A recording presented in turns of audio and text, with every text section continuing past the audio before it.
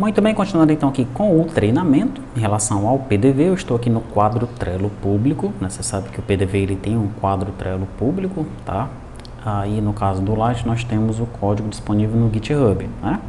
Então nesse quadro Trello aqui, eu tenho lá os cartões, as listas, né? São iguais às listas que você tem no seu quadro, tá? Na primeira aqui eu coloquei a bugs reportados, né? Não tenho nenhum cartão ainda do Sentry aqui, tá? Até porque eu ainda não fiz, a TerrorStay não fez nenhuma divulgação em termos de para o usuário final ainda desse projeto, tá? Dessa aplicação, tá bom? Aqui nessa página nós temos a aplicação já, essa é uma página para o usuário final. Então a aplicação que está no Android está 100%, a que está no Windows ainda não está 100%, né? Aqui nós temos um executável, daí quando o cara for instalar vai dar aquela mensagem lá e nós estamos aguardando ainda a Microsoft liberar a nossa conta para colocar a aplicação na loja da Microsoft, tá? Um negócio bem confuso lá, enfim, as empresas grandes elas costumam ter esse suporte meio bagunçado e é o caso também da Microsoft, não está liberado ainda. Quando for liberado, né, a gente vai fazer uma nova videoaula para mostrar a finalização da aplicação sendo colocada na loja do Windows, né? Então por conta disso nós não fizemos propaganda ainda, tá? Do Pegasus PDV para o usuário final, né? Quando finalmente as pessoas começarem a utilizar, aí provavelmente, né, nós vamos ser demandados aqui em bugs reportados, tá? Mas eu mesmo notei que tinha esse bug aqui, ó, quando você joga um contato para o Android, no assunto do contato, no lugar dos espaços, ele coloca um sinal de mais, tá? Então eu gostaria que você fizesse esse teste aí para ver se acontece com você também, tá bom? Esse candidato a release aqui tinha alguns outros bugs, tá? Nesse primeiro aqui, ó, valores lançados com zero no encerramento do movimento e no encerramento da venda. Então, quando o cara fosse encerrar a venda, tivesse dinheiro zero, ele desse um enter lá, aquele valor com zero era colocado na lista de pagamentos, né? Então, eu já corrigi isso daí, também foi eu que percebi. E tem esse bug, esse período de teste, foi um colega que postou, foi o Márcio José Barbosa. Ele fez todos os testes lá daquele checklist, tá? E ele mandou essas observações, dentre outras. Ele mandou outras observações também. Mas essas daqui eu já corrigi, né? Você pode depois entrar aqui no quadro Trello e ver quais são, tá? E o repositório ele foi atualizado por conta disso. O repositório lá no GitHub, tá? Pronto. E eu coloquei esses dois como candidato a release. E o que é isso? Candidato a release é porque depois dessas correções não coloquei ainda uma versão em produção, tá? Eu estou esperando alguns outros detalhes para que depois que eu coloque esses outros caras aqui como candidato a release, aí sim eu chegue naquele dia do release, digamos que é no final de um sprint, tá? E eu colocaria esse cara pronto para produção, tá bom? Testando e pronto, não tem ninguém. Aqui em bloqueado, eu tenho esse cadastro do cliente, ó, também foi o nosso amigo lá daquele cartão que mandou.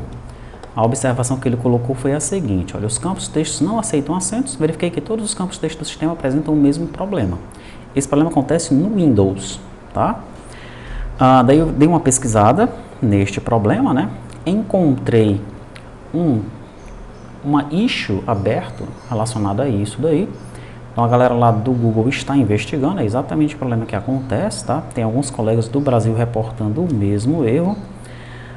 Eu coloquei uma mensagem aqui, informando que o meu teclado também é um teclado do padrão brasileiro, né, que é no notebook, e também não funciona. Mesmo problema que o cara mencionou lá em cima, né? Veio um outro colega aqui, a mesma coisa para ele, então certamente é um brasileiro também.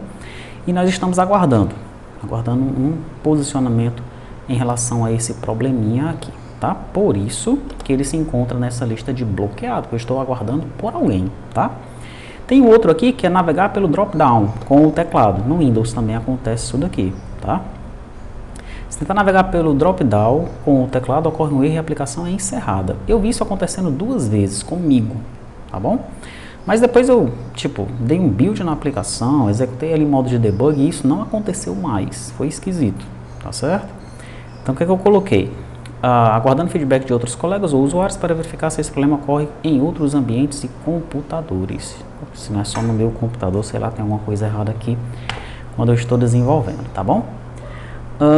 Aqui no A Fazer e To-Do, nós temos aqui os diálogos de confirmação. Essa foi uma observação que foi colocada, deixa eu ver por quem foi. Eu não me recordo. Há algum atalho definido para ser usado nos diálogos de confirmação? Tentei as teclas S e N, Enter e nenhum funciona, só o ESC para cancelar. Daí eu coloquei, pois é, depois que eu alterei a solução para ficar mais bonitinho, pegando o pacote pronto, nós ficamos sim com esse efeito colateral, né? Então, de fato, quando a gente joga um diálogo para o usuário, né, principalmente o diálogo de confirmação, de pergunta lá, que tem um sim ou não, tá? Não é possível no Windows utilizar o teclado. Talvez também não seja possível no Linux nem no Mac, tá? Então no ambiente desktop não é possível, tá? O que é que eu fiz? Eu abri um issue lá no pacote Awesome Dialogues. É possível colocar um atalho nos botões, né? Nos botões OK, Cancel e tal. O objetivo aqui é para o desktop. Daí tem um cara aqui, ó, que é o Marcos alguma coisa, que inclusive é o dono desse pacote, né? Ele colocou esses olhinhos aqui, dando a entender que ele vai dar uma olhada nisso, tá bom? Então também estamos aguardando isso daí.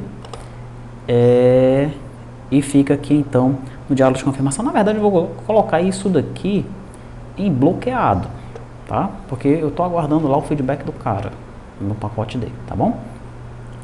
Termo de pesquisa não encontrado, vamos ver o que é isso daqui. No caso em que o termo de pesquisa não é localizado, seria interessante mostrar uma mensagem para o usuário que não foi localizado nenhum registro com os dados informados. Será? Coloquei em análise, né? De repente, se alguns outros colegas derem esse mesmo feedback, a gente pode implementar isso daqui. Recuperar vendas. Os itens da venda só estão sendo salvos se acionar a opção salvar vendas. Se tentar carregar uma venda que não foi salva, o sistema carrega só a venda cabeçalho sem os itens. E ao tentar finalizar a mesma ocorre uma exceção. Tá, parece que isso daqui acontece quando você fecha o sistema com uma venda aberta. Tá? Então é um probleminha aí, né? Uma lógica, onde nós só salvamos os itens da venda quando a venda é efetivada, salva, né? De fato. Daí se você tiver lá com, sei lá, você já colocou 10 itens na venda e aí fechou o sistema sem querer, se você tentar recuperar aquela venda, ele vai recuperar o cabeçalho e vai dar um erro, segundo o que me informaram aqui, tá? É até legal que a gente marque isso daqui como um bug reportado, tá bom?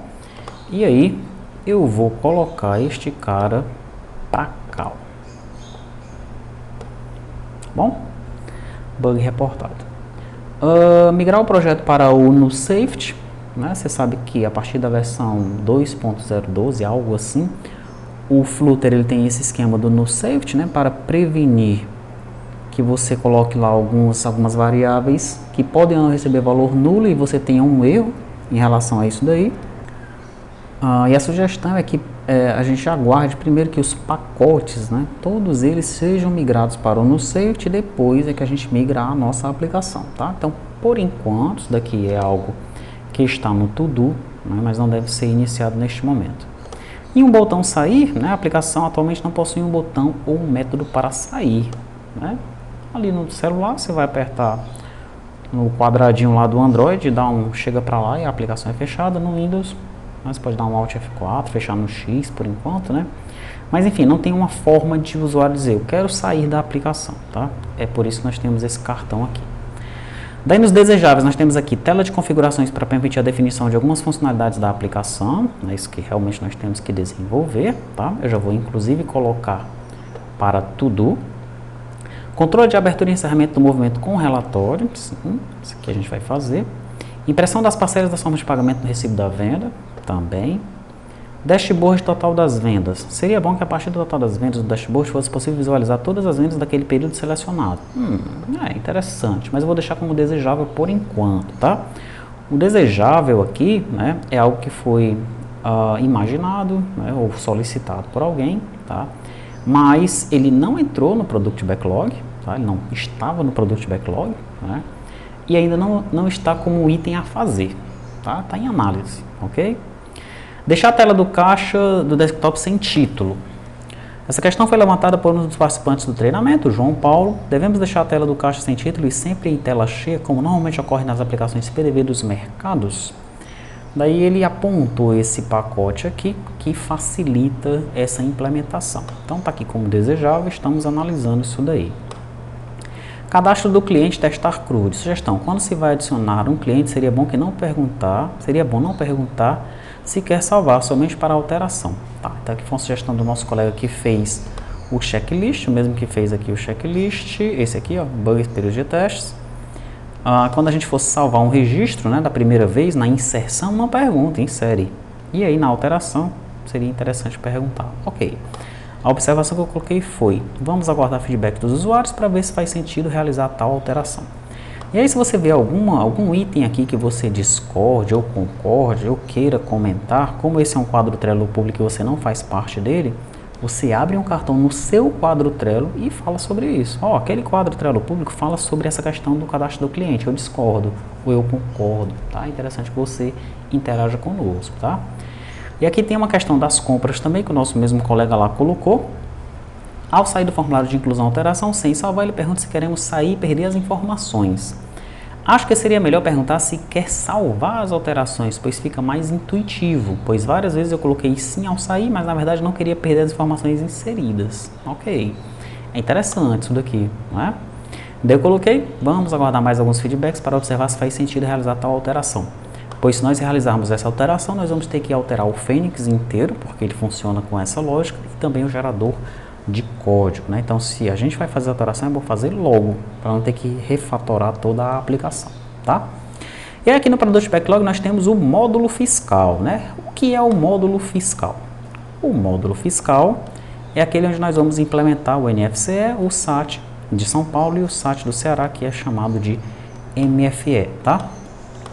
Esse módulo fiscal aqui nessa página comercial, ele se encontra aqui, ó, tá? Que eu chamo de Professional, né? Um pacote padrão, tá certo? E ele vai ter aqui a NFCE, o SAT, né? O SAT de São Paulo e o SAT do Ceará, tá certo? Só que ele vai armazenar os dados localmente e ele é monousuário, tá? Então, este módulo fiscal aqui, ele vai se comunicar diretamente com a CBR Monitor, tá?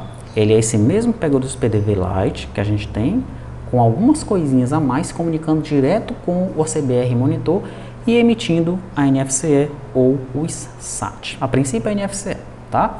Então, o que é que tem em progresso aqui, ó? Em progresso, a análise do ACBR Monitor para a emissão da NFC a partir do Pegasus PDV usando sockets. A ideia da versão fiscal do Pegasus PDV é que eu mesmo armazene os dados localmente com a opção de backup, mas que seja possível emitir os documentos fiscais NFC, SAT e MFE. Então, analisando como montar a arquitetura para utilizar o ACBR Monitor para a emissão de NFC a partir do Pegasus PDV utilizando sockets, tá? Então, nessa versão fiscal aqui, ó, nós não temos um servidor de retaguarda. Bom, o que vai existir é o servidor administrativo da software house, né? O sistema administrativo da software house. Mas o servidor do ERP, aquele feito em Delphi, Lazarus e tal, lá, o servidor do ERP não. Nessa versão fiscal aqui, é a aplicação Flutter se comunicando direto com a CBR Monitor que vai estar no servidor, tá? E por que eu preciso do servidor da software house, né, do sistema administrativo? Porque é ele que vai controlar o cadastro do usuário, tá bom? Então, se eu tenho 1000 empresas, essas 1000 empresas vão se cadastrar através desse software administrativo da software house, desse sistema administrativo. A gente vai ter que construir ele agora, neste momento aqui, tá bom? Né, algum outro detalhe que a gente vai ter que ver durante essa construção é, nós vamos usar apenas uma CBR Monitor para todas as empresas, sejam 100 ou 1000 ou 5000, ou para cada empresa a gente instancia uma CBR Monitor no servidor. É o que a gente vai ter que testar para ver qual é a melhor solução, tá bom?